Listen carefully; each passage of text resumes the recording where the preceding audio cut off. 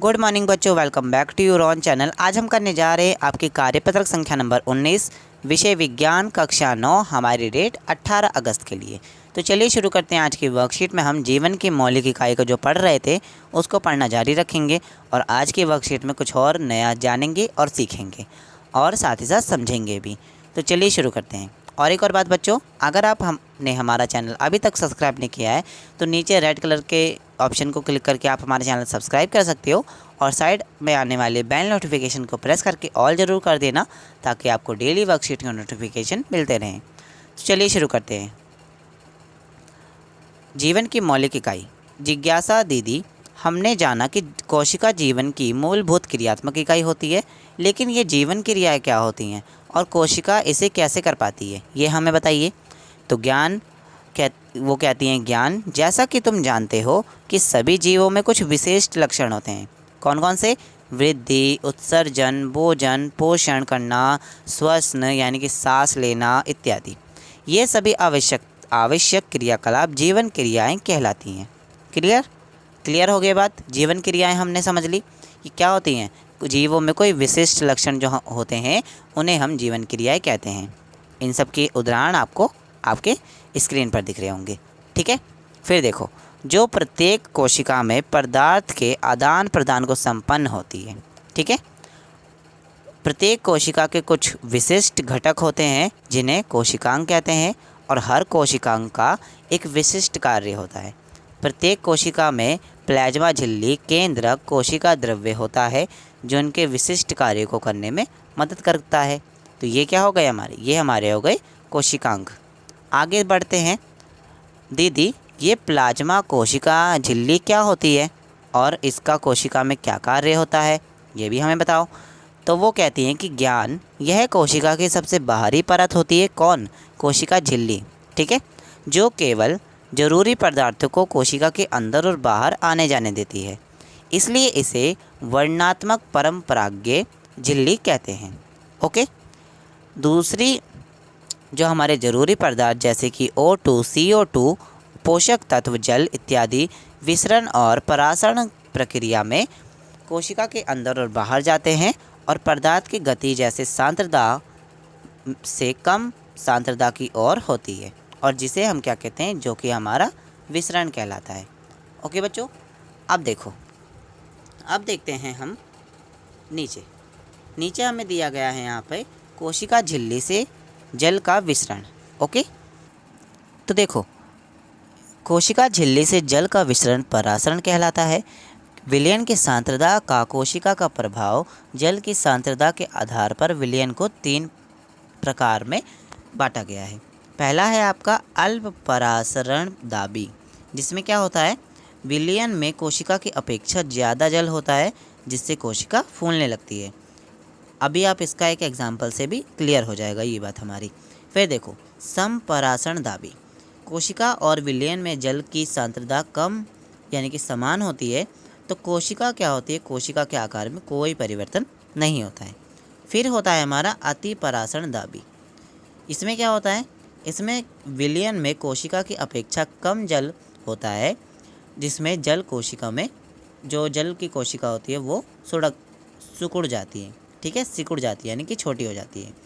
इसी प्रकार पानी में घुलनशील पदार्थ परासरण विधि से कोशिका में चले जाते हैं। ठीक है बच्चों, अब देखो, अब इसको एक एग्जाम्पल से आप समझ लीजिए। यहाँ पर देख सकते हैं आप कि एक विभिन्न विलयन का लाल रक्त कोशिका का प्रभाव देखते हैं। यहाँ देखिए, यह है समपरासरण दाबी।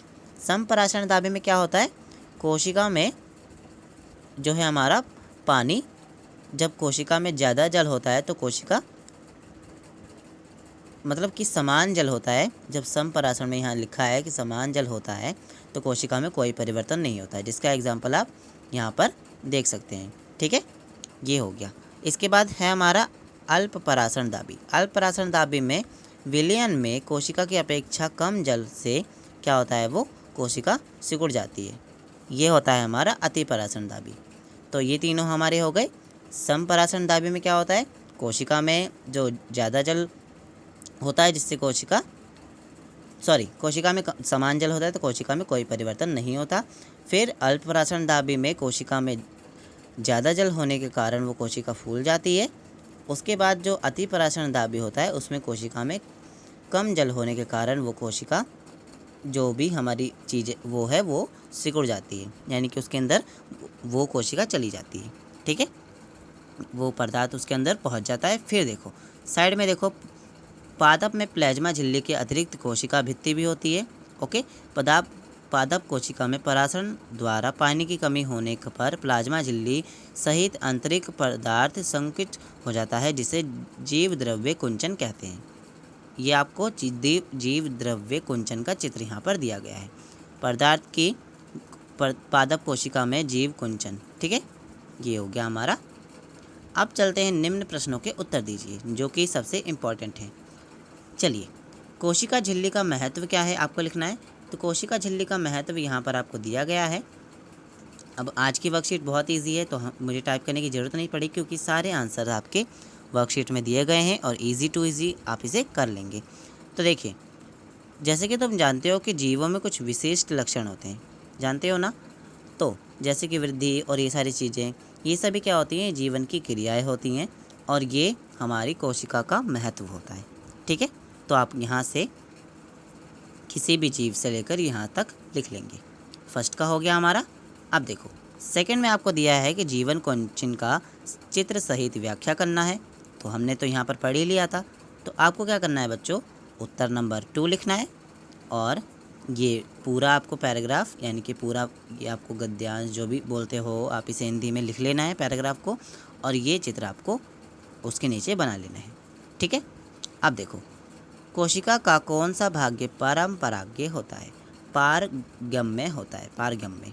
ठीक है, कौन सा भाग होता है पारगम्य में, जो हमारा जो जरूरी पदार्थ को, यानी कि कोशिका के बाहर एक सबसे बड़ी बाहरी परत होती है, उसे हम क्या बोलते हैं, परमपरागीय झिल्ली बोलते हैं, वर्णनात्मक। तो ये आप ये हो गया यहाँ से यहाँ तक आपका क्वेश्चन आंसर नंबर 3। ठीक है, 3 हो गया। अब देखो, किशमिश और लाल रक्त कोशिका में अल्पपराशरण दाबी विलयन में रखने पर उसमें क्या बदलाव होंगे और क्यों। अल्पपराशरण कहाँ है हमारा, ये रहा। ये आप इसको पूरा लिख लेंगे। इसमें क्या होगा, विलयन में कोशिका की अपेक्षा ज़्यादा जल होगा, जिससे कोशिका फूलने लगेगी। तो इसमें हमने दोनों चीज़ों को कवर कर लिया, यानी कि इसमें अल्पपराशरण दाबी में रखने से उनमें क्या बदलाव होगा, तो वो कोशिका फूलने लगेगी, ये हमने बता दिया। और क्यों बदलाव होगा, विलयन में कोशिका की अपेक्षा ज़्यादा जल। ठीक है, तो ये बच्चों हो गई आपकी वर्कशीट कंप्लीट। आई होप आपको ये वर्कशीट समझ में आ गई होगी।